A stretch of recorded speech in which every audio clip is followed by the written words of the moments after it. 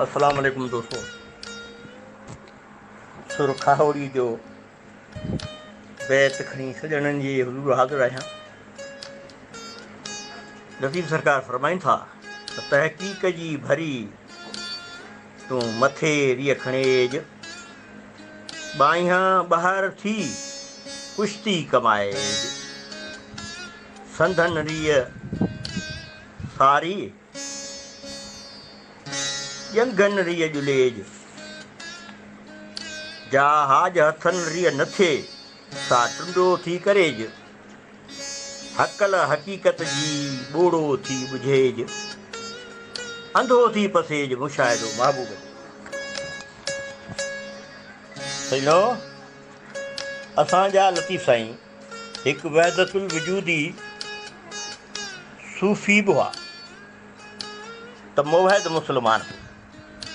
हिन बैत में लतीफ़ सरकार जिन हक़ीक़त ऐं मारिफत जी सूफ़िया कराम जी मंज़िल, जेके सूफ़िया कराम जूं मंज़िलूं आहिनि, उन्हनि जे इस्तिलाहनि जी आम परूड़स लाइ सम्झाइनि था त अगरि तूं हक़ीक़त ऐं तहक़ीक़ जो बार खणणु चाहीं थो ऐं सुलूक जी राह ते हलणु चाहीं थो, घुरीं थो, त पंहिंजे हिननि ज़ाहिरी मथे जे बजाए बातिनी हवासनि जे ज़रिए, बातिनी मथे जे ज़रिए इहा तहक़ीक़ जी भरी खणी हल। हिननि ज़ाहिरी ॿाहनि खां सवाइ ॿियूं बातिनी ॿाहूं मुतहरक करे उन सां कुश्ती कर ऐं मल करणु सिख।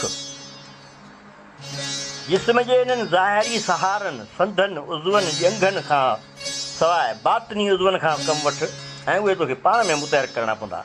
ऐं जेका हाज हथनि री नथी थी सघे सा टुंडो थी करेज। हक़ीक़त जे सुलूक यानी सुलूक जी राह जी मंज़िल जो सॾ बि ॿोड़ो थी ॿुधेज। यानी हिननि कननि खां तूं ॿोड़ो थी वरी अंदर जा कन मुतहरक कर, हीअं जा कन मुतहरक कर ऐं उन्हनि सां ॿुधणु सिख।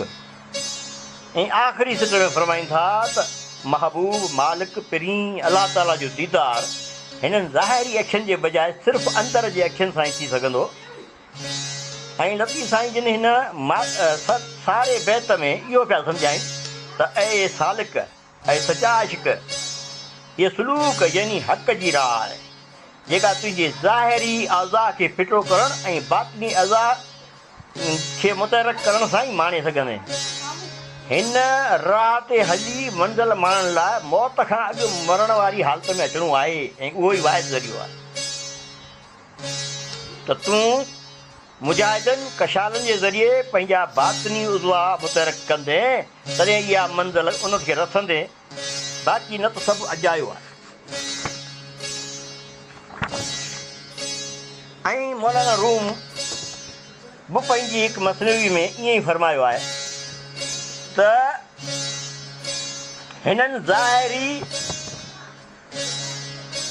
कननि में कपह विझ, अखियुनि तां हवासनि जो पर्दो हटाए ऐं हर क़िस्म जी ज़ाहिरी हवासनि खे जे ज़रिए ॾिसण ऐं ॿुधण ऐं सोचण जी कोशिशि कर। ऐं हिननि जेके बातिनी जेके हेठि जा जेके ज़ाहिरी हवास आहिनि हिननि खे मुतहरक करण जे बजाए इहे बिल्कुलु फिटा करे छॾ, पाण खां धार करे छॾ।